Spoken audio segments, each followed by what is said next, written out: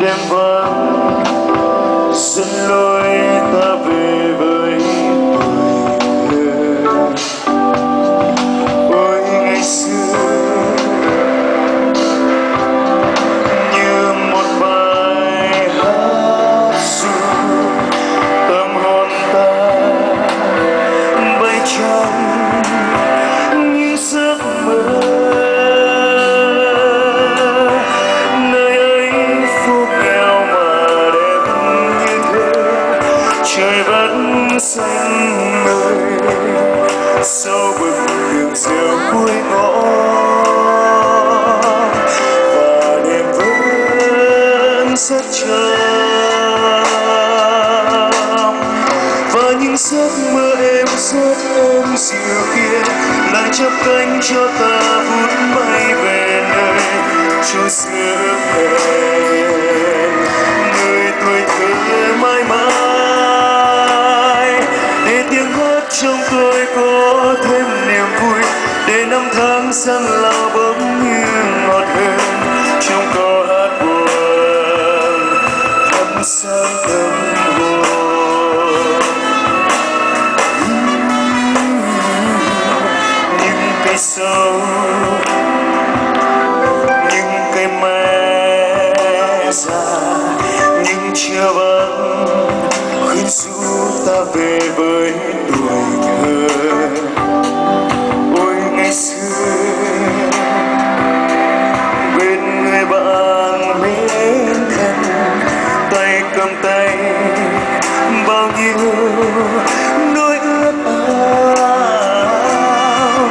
Năm tháng thơ dài dần thành xa xưa, nhưng ước ao ngày nào nay đã trở thành tiếng hát, và tiếng hát cất lên. Và những giấc mơ em rất êm dịu kia lại chắp cánh cho ta vút bay về nơi cho xưa ước hẹn nơi tuổi thơ mãi mãi. Để tiếng hát trong tôi có thêm niềm vui, để năm tháng dần lao bỗng như ngọt hơn trong tia nắng buồn thắp sáng tâm hồn. Đã nhớ lúc thơ dại, tiếng hát như một giấc mơ. Trở về tuổi thơ góc sáng ngõ phố nghèo, trở về với tiếng mẹ ru kỷ niệm đã qua bao thương nhớ.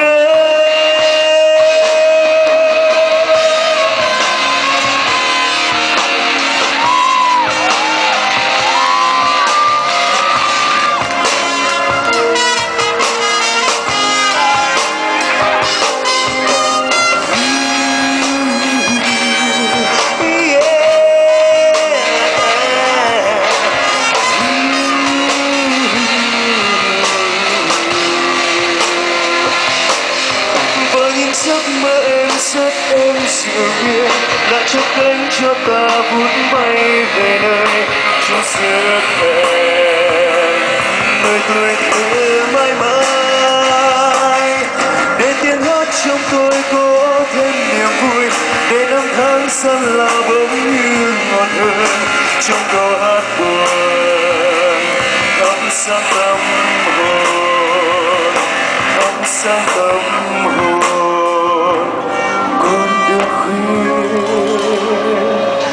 Ngã tư không đèn.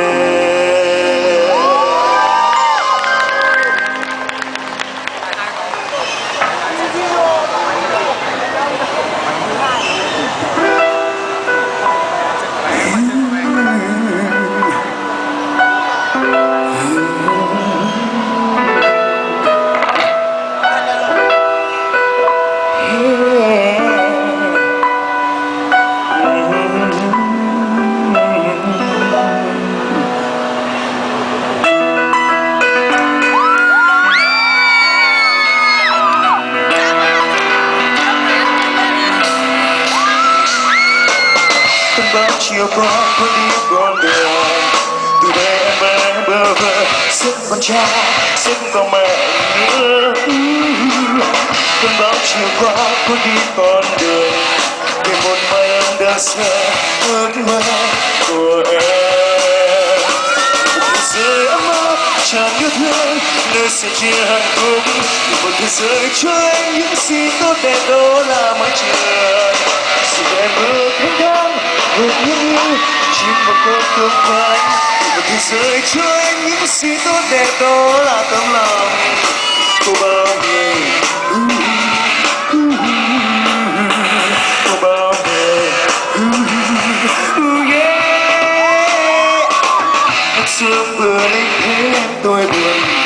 Đi cơn bão đi qua biết em về đâu nhưng là tháng hè phố. Câu hát lời ru bữa cơm gia đình đâu lúc xa xưa tiếng ca hồn nhiên.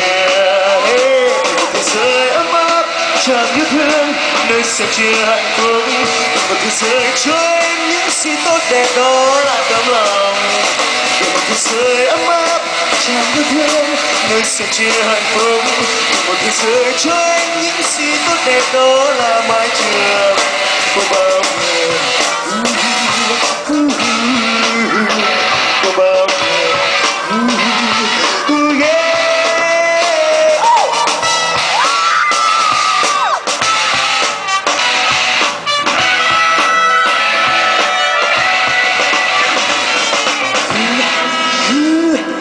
Em thơ vẫn chiếc áo mong manh qua mùa đông giá lạnh. Ôm trang sách ướt nhòe và viết những dòng liều thế giới ấm áp tràn yêu thương nơi sẽ chia hạnh phúc. Một thế giới cho em những gì tốt đẹp đó là mái trường. Sự em bước thanh thang hồn nhiên như chim một câu câu cánh. Một thế giới cho em những gì tốt đẹp đó là mái trường.